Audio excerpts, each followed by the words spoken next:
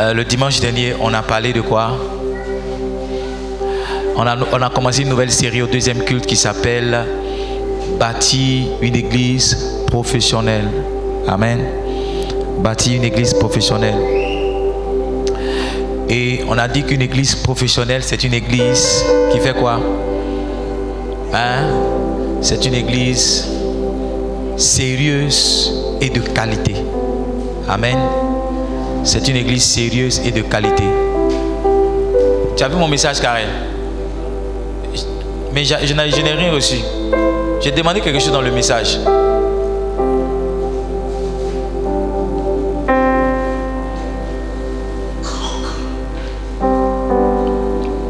Donc on a dit une église professionnelle, c'est une église comment? Une église de qualité. C'est une église aussi qui fait quoi? Une église sérieuse. Une église de qualité et une église sérieuse. Amen. Et pour parler de la qualité du sérieux, on a commencé à partager une première clé. On a dit c'est une église visionnaire. C'est une église comment? Visionnaire. C'est une église qui a une vision. Si vous êtes ici, il y a une vision qui nous dirige. Il y a une vision qui nous conduit. Nous ne sommes pas des gens qui s'associent pour cotiser pour un pasteur ou bien pour cotiser pour un homme. Nous ne sommes pas des gens qui sont là, qui ont perdu le sens de leur vie.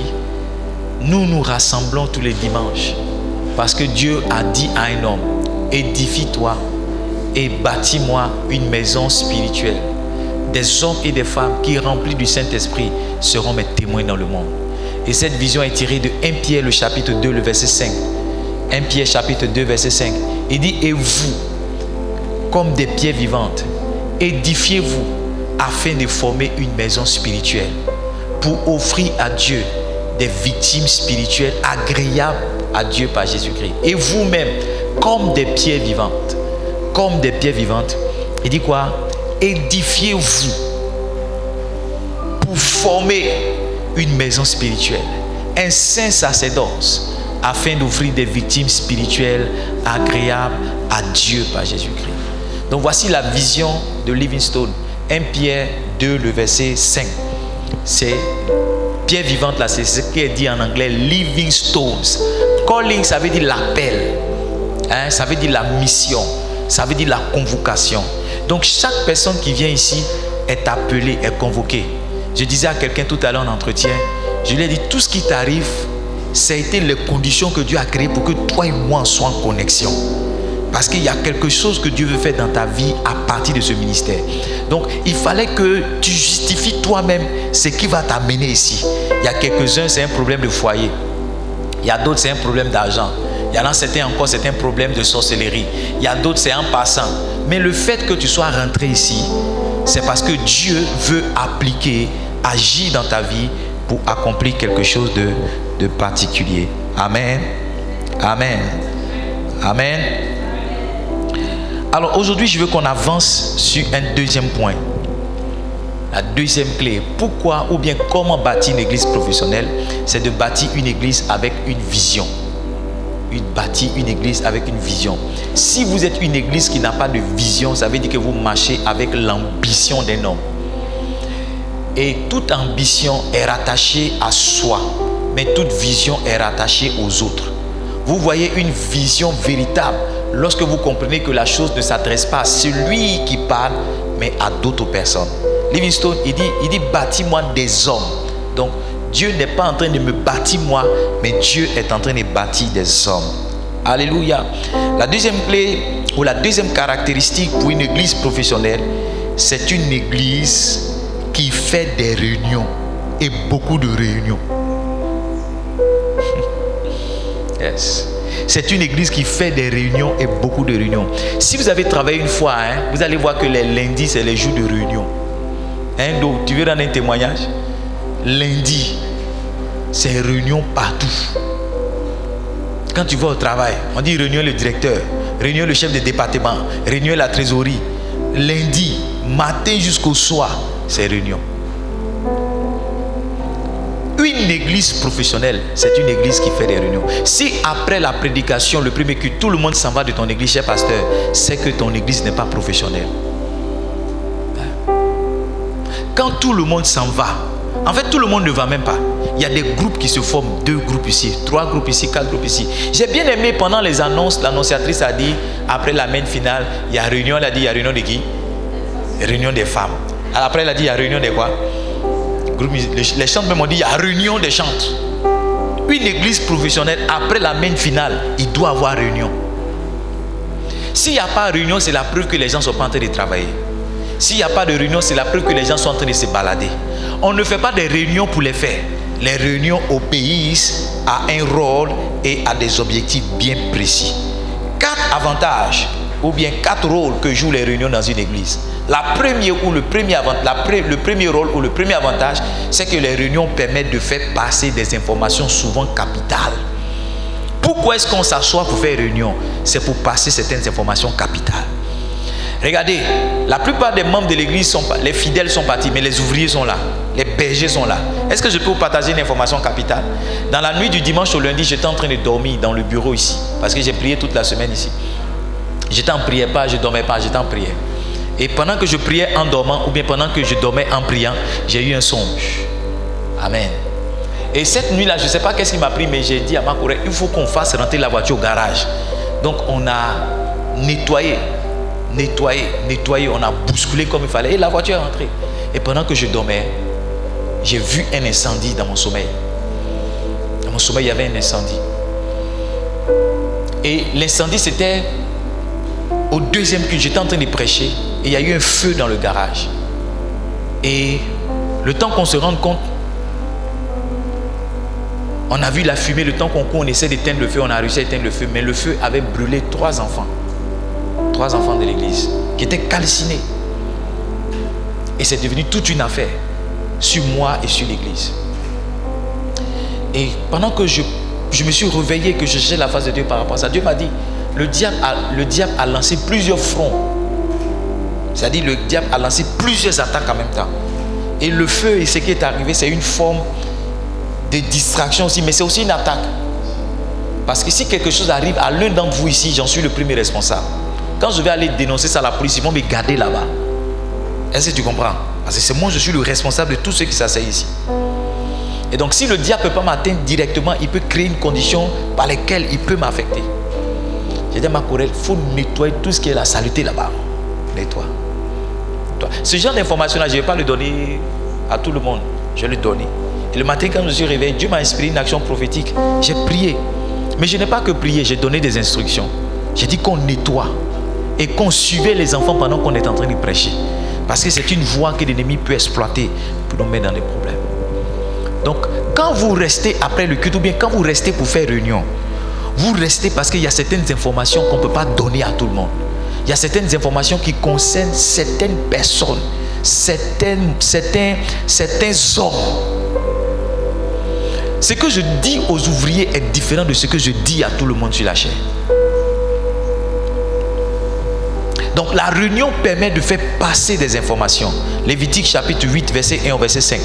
L'Éternel parla à Moïse. Lévitique 8, 1 à 5. L'Éternel parla à Moïse et dit, prends Aaron et ses fils avec lui, les vêtements, l'huile d'onction et le taureau expiatoire, les 2 béliers et la corbeille de pain sans levain. Verset 3. Il dit, et convoque l'assemblée à l'entrée de la tente d'assignation. Moïse fit ce que l'Éternel lui avait ordonné. Et l'assemblée se réunit à l'entrée de la tente. Moïse dit à l'assemblée, voici ce que l'Éternel a ordonné de faire. Donc quand on vous réunit pour vous dire, voici ce qu'on veut faire, voici ce que Dieu a dit de faire, voici là où on s'en va, ou bien voici ce que le pasteur, voici ce que le responsable, voici ce que l'assistant a dit de faire. On se met ensemble souvent pour faire passer une information. Le deuxième avantage des réunions, une église où il n'y a pas de réunion, c'est une église dans laquelle les informations ne passent pas. Et quand quelqu'un n'est pas informé d'une information qui est passée à l'église, c'est la preuve qu'il ne participe pas à des réunions. Deuxième avantage, c'est que la réunion permet de discuter des problèmes afin de trouver des solutions. Il y a certains problèmes qu'on a à l'église. C'est normal parce que l'église est une organisation humaine, spirituelle, mais dirigée par des hommes. ou bien qui rassemble des hommes. Et en tant que tel, on peut trouver des problèmes à n'importe quel moment. Mais la réunion nous permet justement de discuter de ces problèmes afin de trouver la solution. On ne vient pas pour discuter, pour se fâcher. On vient pour chercher la solution. Livingstone, laissez-moi vous ouvrir les yeux sur quelque chose que le Saint-Esprit est en train de me montrer. Beaucoup de personnes discutent et discutent dans le vent. Votre discussion doit avoir une finalité, la solution. Très souvent, quand je rencontre les couples, lui là se plaint de l'autre, lui là se plaint de l'autre, lui là se plaint de l'autre. Et la question que je leur pose, c'est qu'est-ce que vous voulez? Qu'est-ce que tu veux, maman? Tout ce que tu m'expliques, c'est que tu veux avoir raison. Tout ce que tu m'expliques, papa, tu veux quoi? Avoir raison. Si la raison est ce que tu recherches lorsque tu discutes avec ton mari, tu n'es pas en train de chercher la bonne chose. Il devrait avoir une solution que vous recherchez. Donc, quand on s'assoit pour faire des réunions, on ne s'assoit pas pour se clasher ou bien pour se parler mal. Quand on s'assoit pour faire une réunion, on s'assoit parce qu'il y a un problème qui nous a amené là. Et si on doit se lever de la réunion, on doit se lever avec une solution. Ça, c'est la réunion des gens matures.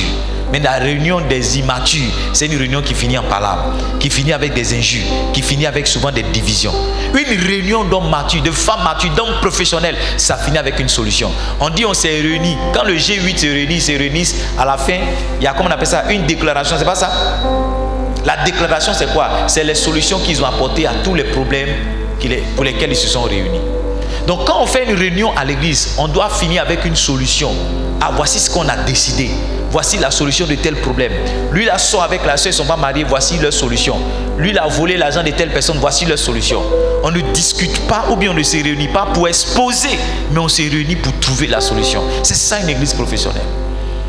Troisième avantage, Actes chapitre 6. Actes chapitre 6, verset 2 au verset 5. A sound is not good. Acte 6, verset 2 au verset 5. Les 12 convoquèrent la multitude des disciples et dirent: il n'est pas convenable que nous laissions la parole de Dieu pour servir aux dames. C'est pourquoi, frères, choisissez parmi vous 7 hommes de qui l'on rende un bon témoignage, qui soient pleins d'Esprit Saint et de sagesse, et que nous chargerons de cet emploi. Verset 4, il dit: et nous continuons à nous appliquer à la prière au ministère de la parole. Il y avait un problème dans l'église. Et quand l'apôtre Pierre, a réuni les membres de l'église, il leur a dit: voici ce qu'il faut faire. Donc la réunion les a conduits à la solution. Quand une église est une église professionnelle, chacune de ces réunions les conduit. C'est pas ça? Chacune de ces réunions les conduisent. Mon français est un peu bizarre, hein? Chaque réunion conduit cette église vers une solution. Donc la réunion est le moyen par lequel on arrive à une solution. Une église qui ne fait pas de réunion est une église qui va rester longtemps dans des problèmes. Longtemps dans des problèmes. Donc qu'est-ce qu'on entend par discuter? Quand on dit qu'on discute des problèmes pour trouver la solution, discuter c'est quoi? C'est examiner une affaire. C'est examiner. Il y a tel problème. Ok, on va se trouver dans une réunion et on va examiner. On va disséquer l'affaire. On va chercher à comprendre. On va s'interroger. On va avoir des questions. Discuter, c'est quoi? C'est prendre la vie. Quand vous faites une réunion, vous devez prendre la discussion. Oui, qu'est-ce que toi tu penses? Oui, comment toi tu vois? Oui, comment tu penses qu'on devrait faire? Quel est ton avis? Vous qui partez aux réunions qui n'avez jamais des avis, vous êtes des fils de la déloyauté. Tu ne peux pas t'asseoir à une réunion et puis tu n'as rien à dire. Il y a quelque chose forcément que tu penses. Ou bien tu es assis à la réunion, tu penses à Stické Sauce Grette, à Foutou Sauce. Sinon, si tu es assis à la réunion, que tu es dans les débats, tu devrais avoir une position. Ne serait-ce que dire ce que je m'apprêtais à dire, c'est ce que ma soeur vient de dire. Donc comme je ne veux pas garder longtemps la parole, voici ce que c'est la même chose que j'ai pensé. Ou bien je pense que, ou bien je crois que, ou bien je vois que. C'est comme ça que tu devrais parler. Mais on dit tu as quelque chose à dire, tu dis papa, moi j'ai rien à dire. Si tu n'as rien à dire, ça veut dire que tu n'es pas avec nous. Ça veut dire que tu ne veux pas le bien. Parce que tu devrais dire quelque chose. En fait, à l'église, tu ne dis rien. Mais ailleurs, c'est toi-même qui dirige les débats. Quand c'est héritage de la maison, partager les biens, c'est là-bas que tu parles. Je crois que ce n'est pas normal.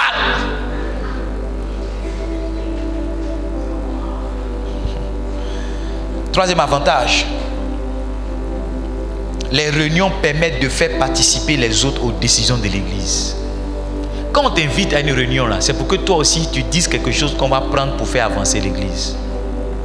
Tu te plains que toujours c'est le pasteur qui décide. Maintenant le pasteur fait une réunion, il dit oui, qu'est-ce que tu penses? Les pasteurs savent. je ne fais pas tout ce que je veux, ou bien je ne fais pas tout ce que je sens. Beaucoup de fois, on fait ce que les gens proposent. En ce qui concerne la gestion et l'organisation, très souvent, lui, il a proposé ça. On trouve que ce qu'il a proposé, c'est une bonne idée. On court avec son idée. En fait, les gens ont des problèmes parce que souvent, on confie la responsabilité aux proposants. C'est pas ça? Tu dis, papa, je crois qu'on devait faire comme ça. On dit, ok, comme c'est toi qui as dit, il faut faire. Et comme les gens ne veulent pas faire, ils disent rien. Parce qu'ils se disent, papa, quand tu dis quelque chose, c'est toi qui dis de faire. Mais c'est toi qui as dit. Donc, qui est mieux placé que toi pour comprendre et pour appliquer? Regardez, quand Joseph est parti dire à Pharaon qu'on doit faire comme ça, Pharaon dit, ok, où trouverons-nous un homme? En qui? Parce que nous tous on a assis, on n'a pas vu comme tu as vu, on n'a pas pensé comme tu as pensé. Donc, si tu as vu et tu as pensé comme tu as vu et pensé, ça veut dire que c'est toi qu'on doit choisir. Qui d'autre que toi peut mieux faire ton travail? Donc, comme les gens ne veulent pas, il dit non, papa, moi j'ai rien à dire. Alors que tu as quelque chose à dire, quand quelqu'un d'autre parle, tu dis c'est ce que je voulais dire, mais papa, on ne sait jamais. Sinon, ce que tu as dit là, c'est la même chose que je pensais. Pas faire comme ça. Je suis allé à une réunion pour faire court ce qui est long. Les gens, ils ont parlé. Et puis moi, je suis venu dans la réunion, je leur ai dit que Dieu me dit de vous aimer. Il y a une maman qui a dit, petit, suis-moi, je te vois. Quand je suis sorti, il dit, c'est Dieu même qui t'a envoyé ici. C'est Dieu même qui... Allons. Elle voyait que l'église, là, les gens ne s'aiment pas. Mais au lieu de dire ça à la réunion, ils sont venus à la réunion pour régler des problèmes. Mais elle n'a pas dit. Et quand moi, il a dit ça, elle dit, viens, suis-moi. Elle dit, c'est Dieu même qui t'envoie ici. Vraiment que Dieu te bénisse. Allons à la réunion. Amen. Et les gens sont venus prier pour chasser les démons, mais alors qu'ils ne s'aimaient pas. Et sur place, ils ont commencé à régler des problèmes parce qu'ils ne se parlaient pas entre eux. Les gens qui sont venus, nous venons dans le camp ennemi, ils ne se parlent pas entre eux. Pour chasser ce que le diable a volé, ils ne se parlent. Comment vous pouvez aller vous attaquer au diable alors que vous ne vous parlez pas? Donc c'est maintenant quand j'ai fini de parler de ça, le pasteur dit, bon, on va régler les problèmes. Ils sont restés. Moi, je leur ai dit, c'est le message, je suis rentré. Je ne suis pas venu régler. Moi, je suis venu donner le message. Et je suis rentré chez moi à la maison. Ils sont restés là-bas des heures à parler et à régler les problèmes. Quand on s'assoit à une réunion, c'est pour parler. Quand on participe à une réunion, c'est pour parler. Amen. Il ne faut pas dire non, je n'ai rien à dire. Tu dois parler. En entreprise, on dit le tour de parole, tour de table. Chacun dit, c'est pas comme ça on fait. Quand tu fais réunir tes patrons là, on dit oui, c'est à ton tour de parler. C'est à ton tour de parler. Que Dieu t'aide à parler. Quatrième avantage de la réunion permet de prendre des décisions. Parce que quand on fait la réunion, comment ça se passe? Tout à l'heure, je vais dire. Mais à la fin de chaque réunion, il y a des décisions. Il n'y a pas seulement des solutions, mais il y a des décisions. On arrête des décisions quand on finit une réunion. À partir d'aujourd'hui, il a été décidé que, après cette réunion-là, on appelle ça les résolutions. C'est pas ça? Les réunions finissent avec des résolutions. Une résolution, c'est une décision qui est ferme. Ça veut dire qu'on ne revient plus là-dessus. Ça veut dire qu'on monte, on descend, c'est ce qu'on va faire. Donc une église qui est professionnelle, c'est une église qui fait des réunions et dont les réunions finissent avec des décisions. Ne vous réunissez pas pour manger placali et partir.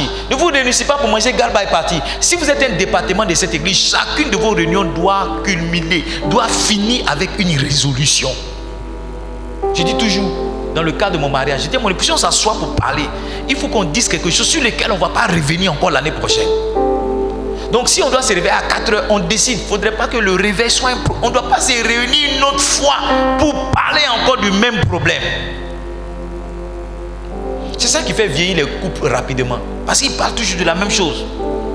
Le monsieur dit, mets la sauce à droite. Toi, tu mets la sauce à gauche. Toujours, il t'appelle. Il te réveille la nuit. Je ne t'ai pas dit que quand tu fais, tu mets la sauce à droite. Tu dis, ok, j'ai compris. Le lendemain, tu mets la sauce à droite 2 ou 3 fois. Après, tu remets la sauce à gauche. Que Dieu t'aide. Que Dieu t'aide, ma fille. Dieu soit avec toi. Sinon, les réunions permettent de prendre des décisions. Acte 15, verset 22. Acte 15, verset 22. Alors il parut bon aux apôtres et aux anciens et à toute l'église de choisir parmi eux et d'envoyer à Antioche avec Paul et Barnabas Jude appelé Barsabas et Silas, hommes considérés entre les frères. Le point ici c'est il parut bon à eux tous. Ça veut dire qu'ils ont pris une décision. Ils se sont assis et puis ils ont dit voici ce qu'on va faire. Voici ce. Quand on fait une réunion à l'église, on finit avec une décision. Ne vous levez pas pour partir. Si vous n'êtes pas tombé d'accord, ça veut dire que vous reportez la réunion à une autre séance. Vous revenez discuter. Mais quand vous levez finalement pour la fin de la réunion, vous devez avoir des points, pas sur lesquels vous avez discuté, mais des accords, des résolutions et des décisions. Vous avez fait une réunion des chants, c'est ça? Vous avez décidé quoi? Ben vous êtes menacé là-bas. Donnez-lui un micro. Elle va nous dire les décisions des chants aujourd'hui. Quels sont ceux qui ont fait, qui a fait réunion tout à l'heure encore? Les femmes.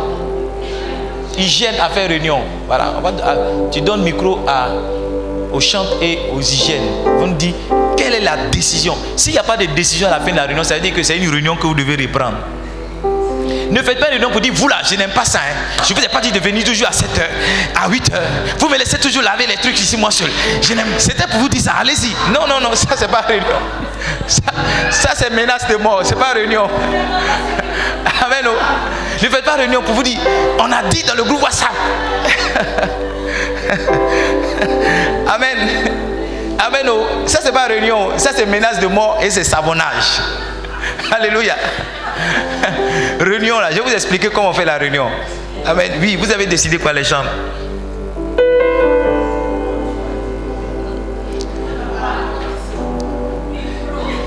Assieds-toi, ouvre le micro.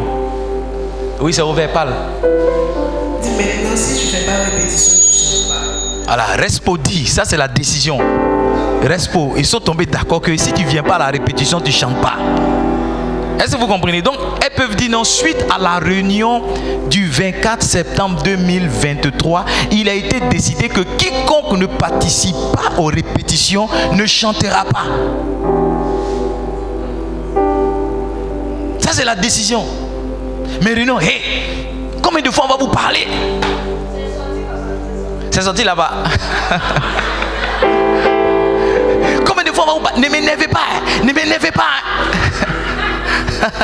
Avant vous là, il n'y avait personne, je chantais. Donc si vous ne voulez pas chanter, libérez-nous. Ça c'est savonnage, ça c'est pas réunion. Amen. Oh. Ça c'est pas réunion. On va passer à l'hygiène. Il paraît que c'était chaud là-bas aussi. Donc l'hygiène va nous dire quelle est la décision que leur réunion a donnée. Parce qu'une réunion qui ne donne pas de décision est une réunion stérile. C'est autre chose qu'une réunion. Oui ma fille, assieds-toi. Dis-nous, qu'est-ce que vous avez décidé au niveau de l'hygiène?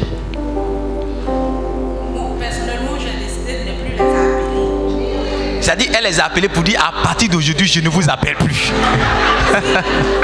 Celui qui veut faire. À chaque fois qu'on parle de travailler, c'est obligé de les appeler. C'est ça. Si c'était dans un bureau, là, je n'allais pas les appeler. C'est ça. Donc, le travail de Dieu, il faut qu'on pense au suivi. Donc, la moitié du travail, je l'appelle. Donc, la responsable dit.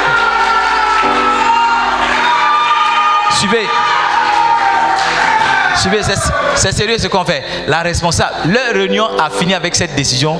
Plus jamais, plus personne ne recevra un appel pour le travail du Seigneur. Ça c'est la décision. La décision. Donc les responsables qui sont ici, chaque fois que vous faites une réunion, il doit avoir ce genre de décision. Bon, pas forcément leur décision. Leur décision, il y a un peu de menaces derrière façon. Amen. Mais il doit avoir une décision. On doit se lever avec quelque chose. Pour dire on a fait réunion pendant 2 heures. Qu'est-ce que vous avez décidé? Pas dire oh l'autre là il parle trop. Quand il parle ça m'énerve. Il parlait, on ne comprenait rien seulement. C'est pas ce qu'on retient de la réunion. Ce qu'on retient de la réunion, c'est quelles sont les décisions qu'on a prises. Amen. Maintenant, comment est-ce qu'on fait une réunion? 5 étapes qui vont nous aider. Et après ça, je dépose le micro. Comment on fait une réunion? Parce que tout à l'heure, quand je vous ai écouté, j'ai vu qu'il y a certains aspects aussi qu'on doit corriger. Justement, la première étape pour faire une réunion, c'est la convocation. C'est quoi? Dans les passages qu'on a lus tout à l'heure, vous avez vu Lévitique chapitre 8, je crois le verset 2, non verset 3. Lévitique chapitre 8, verset 3. Donne-moi ça. Lévitique chapitre 8, verset 3. Il dit, et convoque toute l'assemblée à l'entrée de la tente d'assignation. Une réunion est précédée d'une convocation. C'est pas ça? On dit cette information tient lieu de convocation respective, individuelle. C'est pas ça? Hein? C'est comme ça on dit souvent. On dit cette information tient lieu. Parce qu'une convocation doit être libellée. Ça doit être formellement établi. Tu dois envoyer un papier à quelqu'un pour dire je te convoque à telle réunion.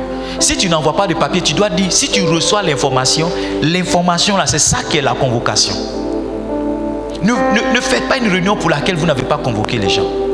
Et évitez de prendre les gens au pif. Prévenez-les quelques jours avant. La convocation établit l'ordre. Mais la convocation te dit dans un bref délai, le jour où se tiendra la réunion. J'étais béni quand on était au conseil du Bishop Dag, avec tous les grands hommes de Dieu que vous pouvez imaginer dans le monde entier. Quand on a fini la réunion, il a été décidé de la prochaine réunion. La prochaine réunion, c'est en août 2024. Mais quand on est sorti de la réunion là, le 5 ou bien le 4 août 2023, ils nous ont dit quand est-ce qu'on est convoqué pour la prochaine réunion. Ne faites pas des réunions comme ça pour dire hey, tu t'es réveillé à 2h, je vais vous voir tout à l'heure, c'est urgent. Non, prenez le temps de convoquer. Ça veut dire que si vous prenez le temps de convoquer, vous devez aussi prendre le temps de préparer vos réunions. Une réunion, ça se prépare. C'est pas quand les gens sont devant toi, maintenant tu as réfléchi, qu'est-ce que tu dois leur dire. Une réunion, ça se prépare. Ça se prépare avec un ordre du jour. Ça se prépare avec des points. Ça se prépare avec une idée du temps qu'on peut passer dans la réunion. Une réunion ne s'improvise pas. Une bonne réunion se prépare. Une bonne réunion se prépare. Quand je fais la réunion avec les gens du répit, je la prépare avec mes assistants, mais je la prépare aussi avec les bureaux, les membres du bureau, pour dire on a telle réunion. On a eu une réunion en ligne. Avant que vous nous voyez ici le dimanche, le samedi ou bien le vendredi, j'ai une réunion en ligne avec les membres du bureau. Je leur dis, il faut qu'on tombe d'accord sur l'ordre du jour, parce que il ne faut pas qu'on vienne à la réunion, on donne l'ordre du jour, et puis les membres du bureau même vont dire non, amendement. Non. Celui qui parle pour le bureau, parle pour le bureau. Et les gens du bureau ne peuvent pas contredire ce qu'il dit, parce qu'il dit au nom, on est censé être tombé d'accord sur ce qu'il doit dire avant de venir se présenter devant vous. Donc une bonne réunion se prépare. Ne te lève pas pour dire oh, on a réunion et ne pas savoir ce que tu dois dire à la réunion. Donc une bonne réunion se convoque. Amen. Donc la convocation. Mettez deuxième point, je ne l'avais pas noté. La convocation, donc c'est de définir l'ordre du jour et de dire qui est prié de venir se rendre à la réunion. Amen. La convocation te dit qui doit venir à la réunion. Quand vous venez à la réunion pour laquelle vous avez fait des convocations, vous avez une idée des gens que vous attendez à la convocation. Vous avez une idée des gens que vous attendez à la réunion. C'est pourquoi, quand les gens ne sont pas là, vous pouvez les relancer. Ou bien quand il y a des intrus, vous pouvez leur dire, toi, qui t'a dit de venir ici? Je vous ai expliqué, je suis allé une fois à une conférence chez Bishop Dag et j'ai vu des noirs là qui étaient assis et puis un blanc leur parlait à la pause. Un blanc leur parlait. Ils étaient là, c'était intérêt. Ils avaient l'air concentrés. Moi j'ai pris mes affaires aussi, je m'assois parmi eux. Je me suis assis derrière et je les écoutais. Et le blanc là, il a demandé au gars là, vous le connaissez? Ils ont dit non. On ne le connaît pas. Le temps qu'ils disent mon frère, qu'est-ce que tu fais ici? J'ai pris mes affaires. J'ai dit ah, excusez-moi. Moi j'ai cru que c'était une révélation qu'il était en train de passer. Moi j'ai cette révélation. J'ai cru que c'était un enseignement sur comment faire le ministère. Il était en train de donner ça. Donc je suis allé m'asseoir mes affaires. J'ai compris que j'étais un intrus à la réunion. Alléluia. Parce que je n'avais pas reçu de convocation. Donc préparez les convocations. Sachez qui doit venir à la réunion, qui ne doit pas venir. Deuxième chose, préparez votre réunion. Définissez à l'avance l'ordre du jour, les points sur lesquels vous allez discuter, le temps de discussion que vous aurez. Et éventuellement, les solutions que vous avez à l'esprit pour les présenter à la réunion. Ne venez pas à la réunion sans une solution. Si vous êtes un responsable sérieux, ne venez pas. Vous avez toujours votre solution en tête, mais vous écoutez les autres. Et puis après, vous faites un résumé ou bien, c'est pas ça, une conclusion. Un concentré de tout ce qui vous... J'espère que mon message vous fait du bien. Livingstone, ce que je vous enseigne, ça peut vous aider dans votre vie. Ça peut vous aider dans votre société. Ça peut vous aider dans votre ministère demain. Écoutez bien mon message. Je n'ai pas un message de oh tu vas. Mon message c'est un message. Mon message c'est un message. Un message prophétique que je vous dis là. Ça peut vous aider même dans vos familles. Il y a des familles qui sont ici qui ne font pas de réunion. Il n'y a pas de réunion. Vous êtes dans le foyer, tu ne fais pas réunion avec ta femme et les enfants. Vous ne faites pas réunion. Mais vous êtes une famille en danger. Vous devez faire des réunions. Nous on a fait une réunion de rentrée. C'était quand le dimanche ou le lundi. Lundi. On a fait une réunion. On a fait une réunion. Qu'est-ce qui a marché l'année dernière? Qu'est-ce qui n'a pas marché? Quels sont les objectifs pour cette année? Qu'est-ce que chacun va faire? On fait une réunion avec les enfants. Je leur dis, voici ce que j'attends de vous. Eux aussi disent, papa, voici ce qu'on attend de toi. Hey! On fait une réunion. Quand on est dans la famille, on sait où on va. On sait ce qu'on fait, on sait ce qu'on ne fait pas. Vous vous levez matin, vous êtes en palabre. Vous levez matin, vous séparez. Vous levez matin, vous boxez. C'est parce qu'il n'y a pas de réunion.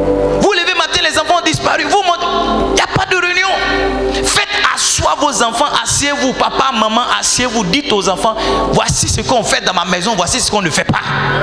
Mon papa nous a fait asseoir, il dit, celui qui va enceinter une femme, il est chassé de cette maison. Mon papa nous a dit ça. Chaque année, il nous fait asseoir, si tu enceintes une femme, il te réunit. Il n'y a pas quelqu'un qui est resté dans la maison pour enceinter une femme.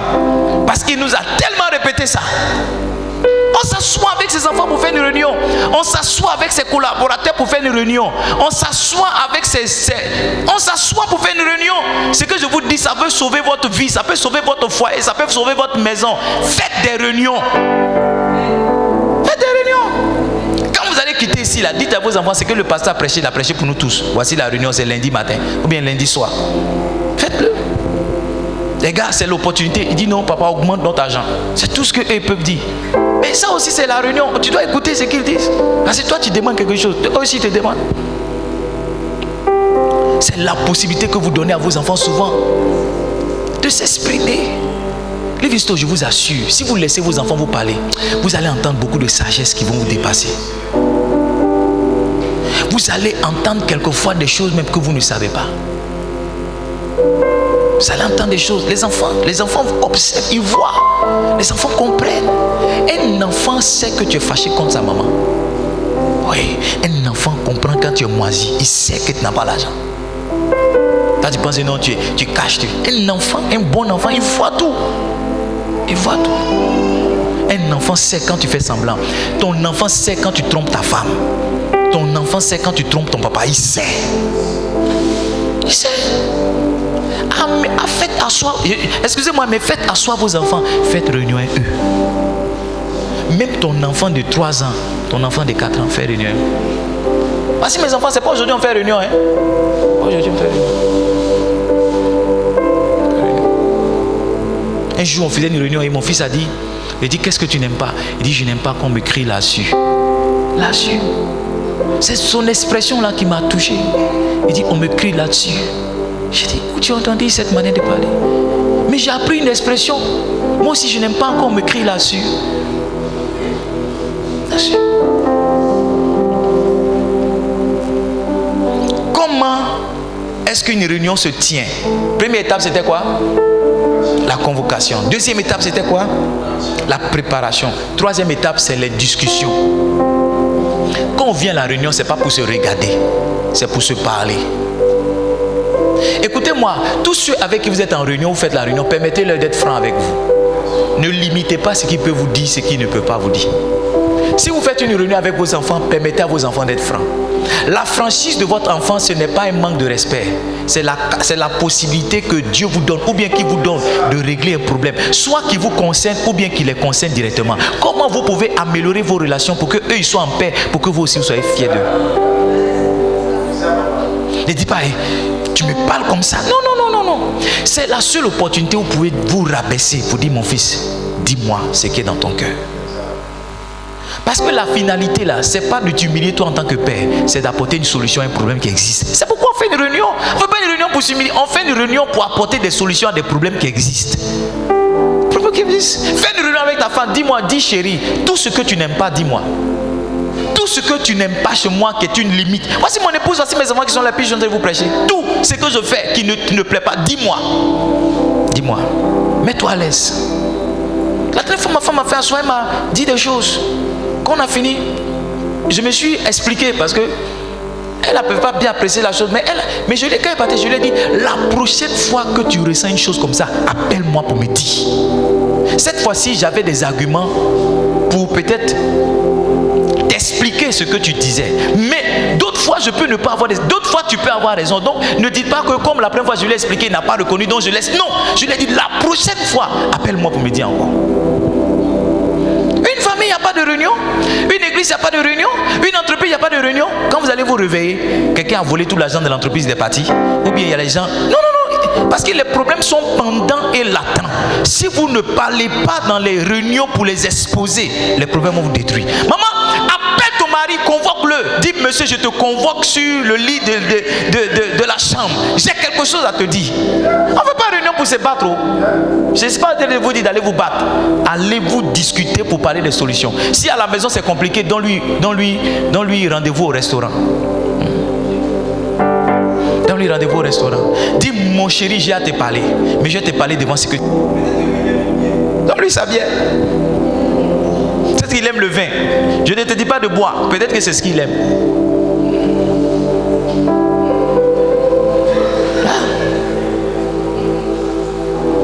Peut-être qu'il aime manger. Donne-lui son plat préféré. Quand tu finis maintenant, tu dis, est-ce que je peux te parler? Avant que Esther ne parle au roi, elle a donné à manger au roi. Elle a donné à... Elle dit, roi, il ne faut pas te presser. Il dit, ma chérie, qu'est-ce que tu veux? Si c'est la moitié de mon roi, il va te donner. Elle dit, calme-toi. Le soir, je fais un dîner. Viens avec quelqu'un pour manger. Viens. Vous, si vous ne savez pas préparer les réunions, vous tombez sur le monsieur comme ça. Le gars qui est au travail, tu dis, bon, je vais te parler. Ce que Edgar fait là, je n'aime pas dans la maison. Le gars est fatigué. Peut-être qu'il est parti chercher la zèle, n'a pas eu. On lui a pas parlé. Et toi, ce programme d'Edgar là, tu veux régler la nuit. Il va dire, attends. Faut dire, attends. Il va dire, attends. Le gars est parti chercher l'argent, n'a pas eu. Ou bien, il allait faire une affaire, ils l'ont escroqué 5 millions. Dès que lui vient, toi tu ne sais pas. C'est le problème de, oh, bébé Chou n'a pas mangé. Ou bien bébé Chou, il a perdu son ardoise à l'école. Ou bien, sa liste de fournitures n'est pas complète. C'est de ça. Non, attends maman. Attends, il y a un moment là, quand il a mangé. Est-ce que tu comprends? Quand il a mangé, puis il est rassasié. Et puis il a été avec France 24 là. Laisse-le regarder ça. Mais laisse-le, tu roules un peu devant lui, tu roules un peu. Quand il te suit dans la chambre, quand il se sent garçon, il a fini qu'il est rassasié là, tu dis, je vais te parler. Il va dire, ma chérie, dis tout, c'est que c'est ton cœur. Ah, il va dire, dis tout. Quand tu as fini de parler, il va dire, c'est tout. Il y a un autre problème encore. Parce que là, il est prêt à résoudre tout. Et quand tu viens de parler, il prend des décisions en même temps. Il dit, qui te fatigue dans la maison? Appelle-le ici. Il convoque tout le monde et il règle le problème. Je ne sais pas si mon message est bon. Hein?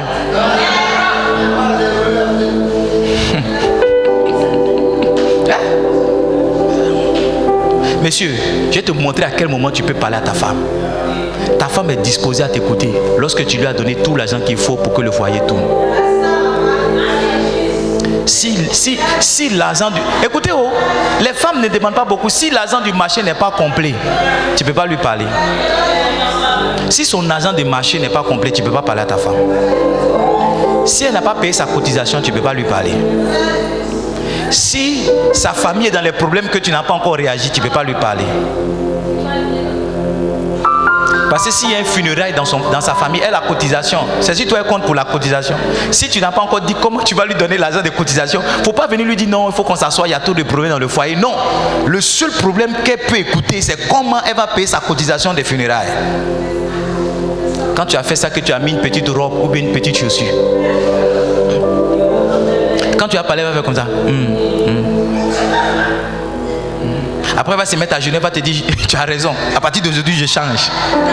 Mais si ta femme a faim, qu'elle est mal habillée, mal maquillée, et que tu veux lui faire des reproches, mon frère, tu vas voir une vipère. Tu connais la tigresse? Tu connais le tigre? Femme, tu connais la lionne? Elle va sortir ses griffes pour te griffer. Tu vas dire, papa, j'ai marié une femme qui n'est pas soumise. C'est toi qui ne connais pas les techniques d'approche. Est-ce que je prêche ici?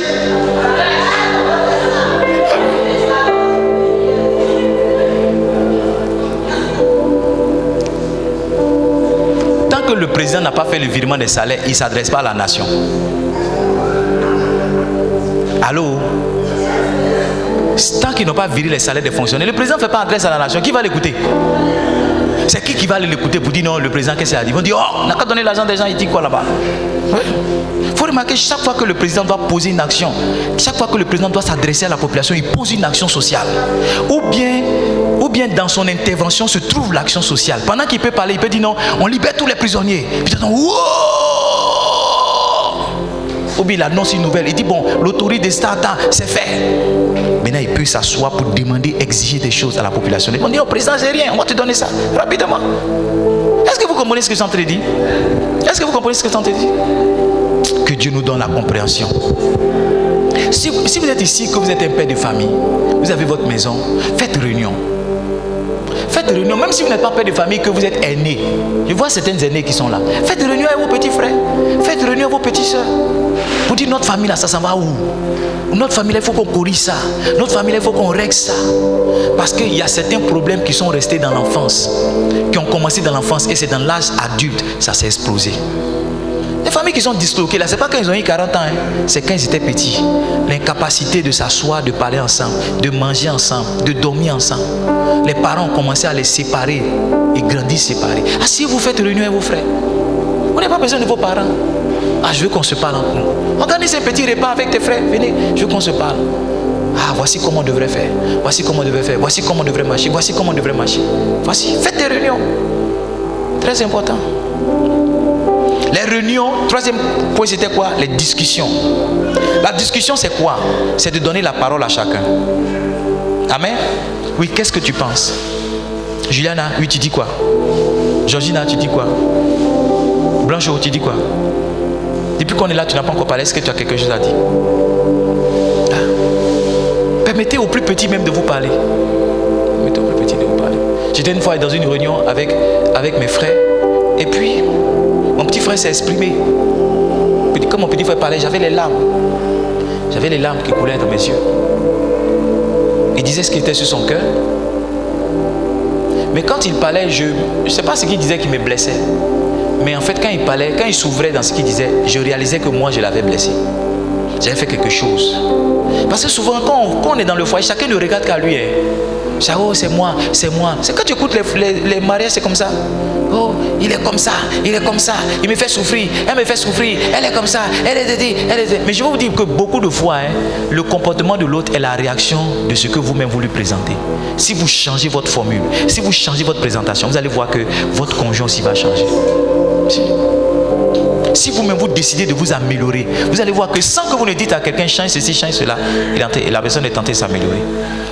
My screen is about to turn off. Amen. Donc, s'il vous plaît, chers parents, quand vous faites réunion, ne dites pas c'est une réunion d'information. À partir d'aujourd'hui, on ne mange plus à 22h. À partir d'aujourd'hui, celui qui n'est pas rentré à 22h, on ferme le portail sur lui. Ça, c'est la dictature. Souvent, c'est bon, mais ne soyez pas toujours dans la dictature. De temps en temps, permettez à vos enfants. Pourquoi tu ne demandes pas à ton enfant pourquoi il vient tard? Où il va? J'ai observé que tu viens en retard. J'ai observé que tu viens tard. Tu as un problème? Il y a quelqu'un qui te fatigue? C'est en ce moment-là, tu vas voir que ton enfant va commencer à pleurer. Parce qu'il va voir que tu es disposé à l'écouter. Il peut s'ouvrir à toi. Maman, il y a beaucoup de nos enfants qui sont en train de souffrir, on les maltraite. Mais comme on ne peut pas leur donner la possibilité de nous parler, souvent, on leur donne l'impression même que s'ils nous parlent, on va les chicoter. Ton ami t'a tapé puis tu ne l'as pas giflé. C'est quel garçon ça? Tu es une femme ou bien? C'est quel ami ça? Non. J'ai appelé mon fils et dit, mon fils, de toute façon tu es un peu en forme là. Est-ce que tes gens ne se moquent pas de toi à l'école? Est-ce que les gens ne te fatiguent pas? Il dit non. J'ai dit si quelqu'un te fatigue, il se moque, tu viens me dire, puis coup de poing. J'ai dit il faut le têter. Il ne faut pas dire tête-lui. Quand c'est fini, moi-même je suis le pasteur, je vais aller régler. Est-ce que tu comprends? Mais ça c'était une réunion. C'était une réunion. Les réunions, c'est pas toujours formel. La dernière fois, je ne sais pas où je partais avec Kégan, je l'ai pris dans la voiture, j'ai dit, faut pas croire un instant que parce que tu es mon deuxième garçon, j'ai plus d'amour pour ton aîné que toi. Faut pas croire. Si même dans ma manière de faire, ça te donne cette impression-là, c'est juste une impression, faut pas croire. C'était dans la voiture. Tu as quelque chose à dire. Je l'ai déposé au feu, là, puis je m'ai dit, faites parler à vos enfants, faites des réunions, laissez-leur donner la possibilité de parler. Peut-être qu'il y a quelque chose qui le tracasse, ou bien il y a un esprit qui vient le fatiguer la nuit, ou bien il y a quelque chose même qu'il voit. Il va te dire, vous êtes calme. Vous êtes calme, il va te dire, ta fille de 5 ans là, si elle ouvre la bouche, qu'elle te parle, c'est la surprise.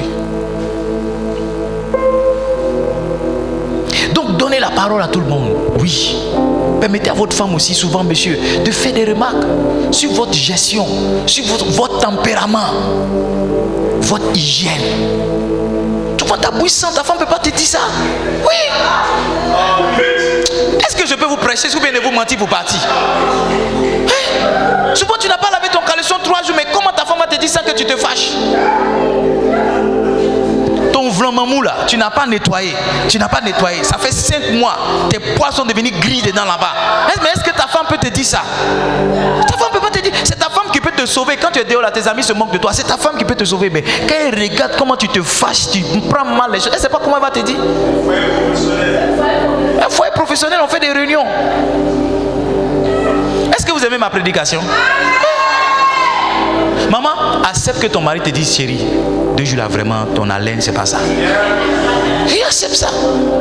2 jours là, vraiment, je sens que tu veux être belle, mais ton souci, ton faux si là, tu as exagéré dedans. Laisse ton mari te dire ça. Ah chérie, tu es belle, hein, mais ton affaire de perruque là, tu exagères. Oui, laisse ton mari te dire ça. Toi, quand ton mari te dit pas tu es belle, tu es fâché. Ma femme est là, quand c'est bien, je dis chérie, j'ai trop bien mangé, c'était trop bon. Si elle a mis sel, elle n'a qu'à se tromper. Elle dit mais c'est quoi ça? C'est qu'on ne peut pas payer beaucoup d'argent pour manger beaucoup de sel. On est où là?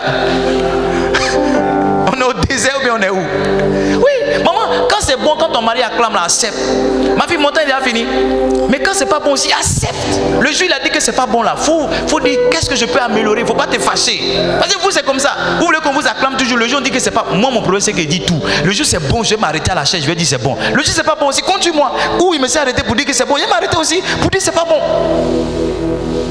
Parce que si tu as accepté les acclamations, tu dois aussi accepter les réprimandes. Les réprimandes. Il me reste 15 minutes, je vais finir avec ça. Écoutez, ayez des familles professionnelles. Ayez une église professionnelle. Ayez des tribus professionnelles. Ayez des départements professionnels. Et moi, vous ne faites pas réunion dans un département de l'église? Si tu as observé bien, les départements qui ont du mal à survivre, c'est les départements qui ne vont pas en réunion. Il faut observer. Tu dis, papa, je ne comprends pas les voix. C'est parce que vous ne faites pas réunion. Tous les dimanches, maintenant, il faut mettre réunion. Tu auras toujours quelque chose à dire. Tous les dimanches, tous les départements, maintenant, mettez, les chefs de département, mettez réunion. Tu es chef de chorale, tu es chef de city, mets réunion. Après le premier que tu dis, il y a réunion. Tu peux faire une réunion pour les féliciter. Oui. Mets réunion tous les jours, ma fille. Tous les dimanches, c'est la réunion. Dire, le dimanche prochain, voici ce qu'on va. Aujourd'hui, Facebook et WhatsApp nous aident un peu. Donc, le fait de se regrouper physiquement, souvent on se donne une information dans un groupe. Mais il y a des gens qui ne regardent pas ça, qui n'ont pas encore atteint cette maturité où on peut leur donner une information à travers Facebook. Ils ont besoin qu'on les fasse asseoir pour dire, hey, à partir d'aujourd'hui, il y a ceci, il y a cela. Troisième, c'était 4e point, la discussion. Le premier point, c'était quoi? La convocation. Le 2e point, c'était quoi? La préparation. 3e, c'était quoi? La discussion. 3e, c'était la discussion. 4e, la décision. Quand ta femme a fini de te faire tous les reproches là, il faut lui dire oui. Qu'est-ce que je dois faire maintenant? Il faut te lever avec quelque chose à faire. Amen.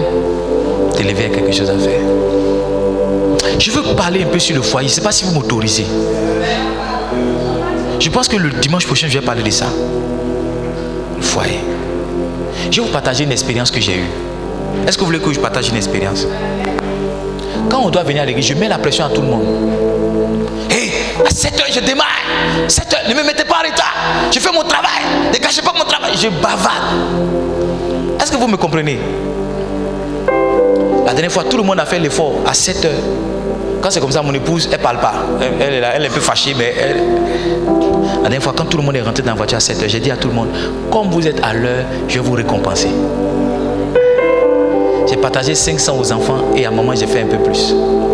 J'ai observé qu'aujourd'hui, à 6h25, tout le monde était prêt. Si.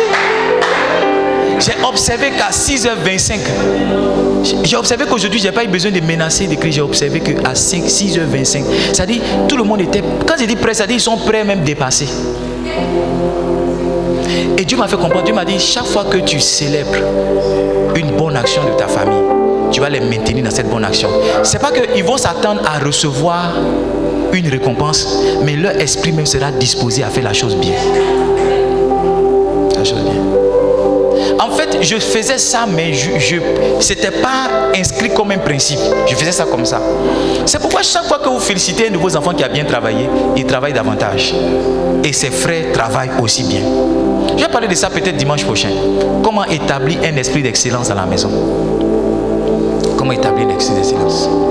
Beaucoup de maisons, vous savez, un enfant là, jusqu'à un certain âge, jusqu'à ses 18 ans, mais ses 20 ans, il ne sait pas qu'aller à l'école c'est bon pour lui. Un enfant jusqu'à un certain âge, il va à l'école pour faire plaisir à ses parents. Est-ce que tu comprends? Donc, les arguments que tu donnes à l'enfant pour qu'il parle, lui il ne comprend pas ça. Il ne comprend pas son avenir, il ne comprend pas. Lui il va à l'école pour toi. C'est pourquoi très souvent quand ton enfant veut t'affecter, il ne veut pas aller à l'école. Quand ton enfant veut faire quelque chose qui te fait mal, il met à faire l'école dedans. Il travaille mal ou bien il refuse de partir parce qu'il sait que c'est le moyen par lequel il peut t'affecter ou bien te faire passer un message. Vous ne voulez pas que je prêche? Non. Dimanche prochain, je vais aller dans ça. Comment aider les enfants? Comment établir un esprit d'excellence dans la maison? Comment? J'ai aussi compris que tous les enfants qui sont dans la facilité finissent des paresseux. Il faut mettre volontairement certains verrous de difficulté dans la vie d'un enfant pour l'aider à grandir. J'ai vu le témoignage d'une femme, elle vit en France, c'est la femme d'un de mes amis. Elle dit une fois elle a pleuré dans le bus parce qu'elle était dans le bus tellement serré que ses pieds ne touchaient pas à terre. Elle s'est dit mais quelle souffrance, J'ai failli lui répondre pour dire que c'est la souffrance là qui a fait qu'aujourd'hui tu as réussi. Aucun homme ne réussit sans souffrance. Aucun. Tous ceux qui ne connaissent pas de souffrance finissent dans l'échec. Volontairement, un papa doit mettre ses enfants en difficulté. La difficulté de mes enfants, c'est les réveiller à 5h30, balayer la maison. Ils nettoient, ils essuient la maison avant qu'on arrive ici. Le monsieur, il est sur le piano. Souvent, il est fatigué. Il a faim, il est mal. Mais il est là. Il va aller où? Cette souffrance, ça aide l'enfant demain quand tu n'es pas là à se battre. Tu donnes lait à l'enfant, tu donnes ceci, tu donnes mayonnaise, tu fais ceci, tu fais cela, tu fais tout pour l'enfant. Tu es en train de le détruire. Tu es en train de détruire ton enfant. Il y a des mamans, on ne doit pas taper ton enfant, on ne doit pas frapper ton enfant. Maman, tu es en train de détruire l'enfant là. Tu es en train de tuer l'avenir de cet enfant. Laisse quelqu'un donner cocotin à ton enfant quand il arrive. Oui, qu'est-ce qui s'est passé? Oui. Tu lui donnes d'abord, oui. Tu lui donnes un autre encore. Oui, elle t'a dit quoi? Tu sais pas que c'est une grande personne, elle t'a dit quoi? Pleure.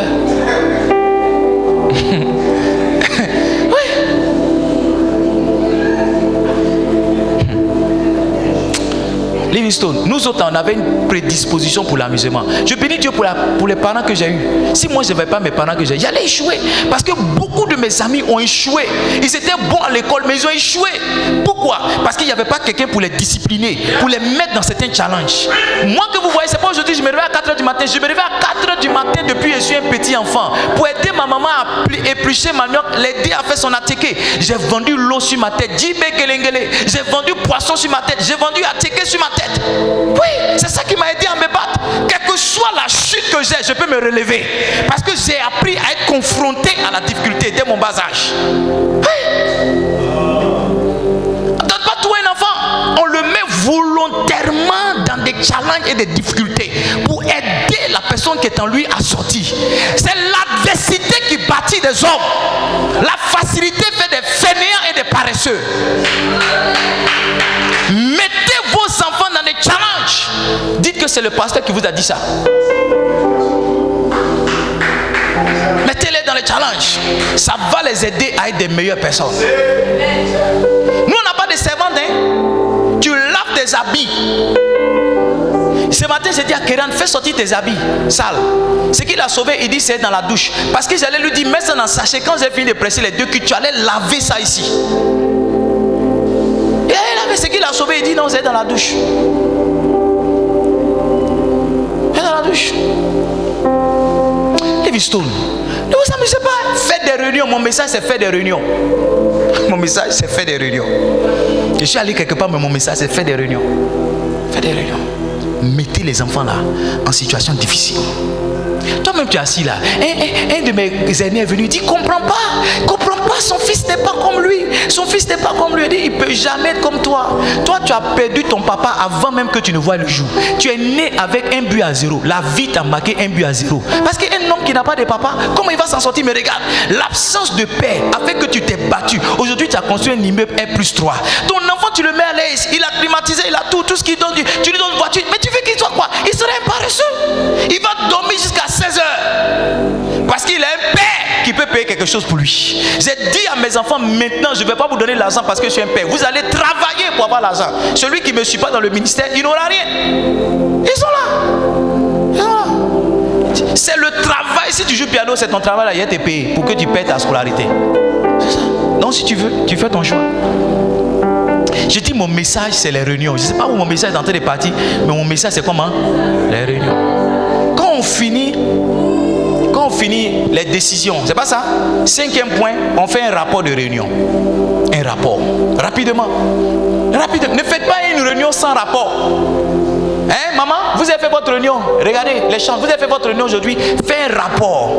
Tu peux nommer une secrétaire pour dire la réunion du 24 là, qu'est-ce qu'on a décidé? Elle va mettre rapport de réunion du 24 septembre 2023. Était présente Camilla, Tante Julie, était absente telle personne.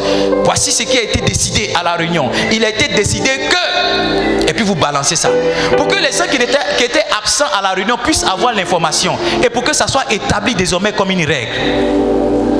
Établi désormais comme une règle. Amen. Faites un rapport de réunion. 6e point, il faut avoir un suivi de réunion, une supervision. 6e point, c'est la supervision. C'est que vous avez décidé là, il faut superviser ça. Maman, regarde, tu as dit aujourd'hui que celui qui ne vient pas à la répétition ne va pas chanter. Mais il faut que tu t'assures que chaque fois ça soit respecté. Parce que si ce n'est pas respecté, ça veut dire que c'est une fausse décision. La prochaine fois, quand tu vas décider quelque chose, quelqu'un ne va pas prendre ça au sérieux. Donc ce qui a été décidé doit être supervisé. On doit contrôler l'application de ce qui a été décidé. Dimanche prochain, je vais parler sur la famille. Parler sur la famille. Parler sur la famille.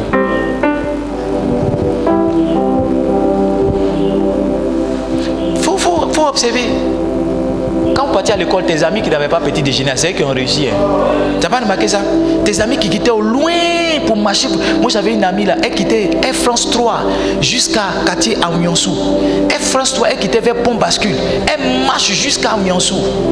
Elle venait avec sa nourriture. Elle met à ticket et poisson dans son sac. Nous, on avait vélo. Souvent, on prenait taxi. On avait vélo, mais notre papa nous donnait taxi. Souvent, même, quand ils ont déposé nos mamans là, on monte dedans. Mon papa nous déposait ma maman entre le lycée Djibo et le collège technique là. C'est à peu près 500 mètres. Il nous laisse. Ça a déposé nos mamans. Nous, on s'est débrouillé.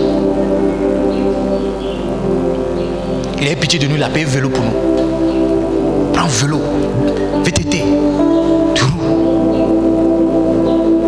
C'est roulé là. C'est qu'a fait qu'on s'est battu. C'est battu. Sinon, un enfant, fainéantisme. Pas aider l'enfant. La dernière fois, j'ai réveillé ma fille, elle dormait. Il dit, réveille-toi. Elle dit, oui, papa. J'ai dit, je ne t'ai pas dit toujours que c'est toi qui dois plier les habits dans cette maison qu'on a fini de laver. Elle dit, oui, papa. J'ai dit, lève-toi, plie-moi ça. Toi, tu as dit, elle dort. Un enfant, elle dort.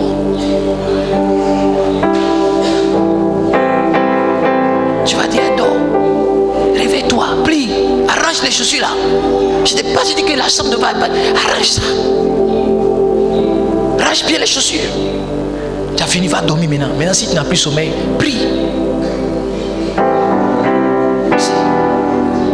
T'es pas les enfants, non. Moi, j'aime mes enfants. Hein. Et c'est l'amour que j'ai pour eux. C'est ça qui fait que je fais ça. Je les mets volontairement dans des situations inconfortables. Inconfortables. Bon, comme ils sont là, quand ils m'entendent prêcher, maintenant ils ont compris le secret. Je les mets volontairement. La dernière fois, j'ai dit, je vais être en retard sur le fourniture, je vais voir comment ils vont se comporter. J'ai vu Kéran, il me boudait comme ça. Il dit, papa, et mes cahiers là. J'ai dit, je te dois. Après, il ne savait pas comment il allait m'approcher. Il voit son visage serré. Quand il envoie. Il dit, à lui là, il fait quoi comme ça? Je le mets dans une situation inconfortable pour lui dire que la vie là, c'est pas facile, c'est pas tout ce que tu veux qu'on te donne le lendemain. Parce que quand tu fais croire ça à ton enfant, il ne sait pas. Par moment, tu peux vouloir des choses que tu ne vas pas avoir, tu dois te battre. J'ai bloqué l'argent dans le fourniture, j'ai bloqué ça sur moi. J'ai fallu dire, moi, il y a de l'argent, hein. Faut croire que quand mes papas ne payent pas là, tu penses, il y a de l'argent. Mais c'était dans mon cœur. Je les mettre en situation inconfortable. Je vois, il vient dire non, on a copié. Et qui va t'écouter même. Le jour où il est payé là, c'est le jour où il est payé. Sinon, c'est pas ton visage qui est serré, c'est pas tes ménages. Il dit, il te doit rien, mon fils. Il te doit rien. Venez ma question, c'est quoi? Il te doit rien. Je dois le loyer, pas à toi. Le dimanche, je vais parler de ça. Ça va aider nos enfants. Tous les enfants ont une propension à s'amuser. Il faut les aider. Ceux qu'on a laissés livrer à eux-mêmes et se sont perdus. Et à un moment, quand un enfant est perdu, pour le récupérer, c'est difficile. Dimanche prochain, je vais parler de ça. L'esprit d'excellence dans une maison. Comment bâtir l'esprit d'excellence? Est-ce qu'on peut se tenir debout? Qui a appris quelque chose? Livingstone doit être une église professionnelle. Livingstone doit être quoi? Une église professionnelle. On doit faire des réunions. Première clé, c'était quoi? La convocation. C'était ça? Première clé, c'était quoi? Deuxième clé, c'était quoi? La préparation. Troisième clé? Quatrième clé, c'était quoi? Cinquième clé, c'était quoi? Rapport. Et sixième clé? Supervision. Livingstone, si tu es là que tu m'écoutes, tu seras un homme prospère. Oui. Tu seras un homme prospère. Tu seras un chef d'entreprise. Une entreprise. En prophétisant, il a dit, j'entends prophétiser comme ça. Une entreprise qui va réunir des gens. Chaque dimanche, chaque lundi, quand tu vas rentrer, tu vas faire des réunions. Ils vont dire, mais non, on a un patron. Ils ne vont pas comprendre que non. Il y a des dons qui te sont donnés à l'église. Réunion. Quand tu vas rentrer chez toi, si tu ne fais pas réunion, dis à ta femme, il y a réunion ce soir. Si tu es un peu en forme aujourd'hui, dis on fait la réunion au restaurant.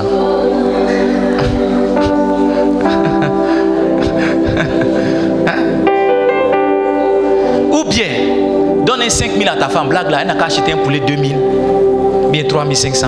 Elle n'a qu'à faire un truc rapidement et les enfants. Fais réunion. Manger en famille, regardez. Où on sait monsieur et puis mange cela, c'est avant. Autant où les chefs cantons là. Où ton papa était chef canton là. C'est à cette époque là où on te sert toi seul dans ton assiette en porcelaine. Est-ce que tu es là? Toi seul on met tous les morceaux de viande sur ta nourriture. Tu manges et puis tes enfants mangent dans bassine en caoutchouc. Ça c'est 1900 toué. Maintenant où on est là, un papa mange ses enfants. Hello. Abel, Taï, mangez avec vos enfants. C'est plus doux. C'est pas parce que tu manges tes enfants qu'ils ne vont pas te respecter. Quand tu vas manger tes enfants, tu vas entendre tes enfants parler. Tu vas les entendre causer. Ça va créer une forme d'union entre vous. Dis à ta femme d'arrêter de te servir toi seul pour mettre sur la table là-bas. Je ne sais pas, tu as payé ça à manger là. C'est pour faire quoi? C'est pour décoration. Ça à manger, il y a combien de chaises dedans? 6. Il n'y a pas ça chez toi? Toi, tu as payé une table de 6 et toi, seul, tu manges dessus. Et tes enfants mangent au garage, à la terrasse, à terre. Oh!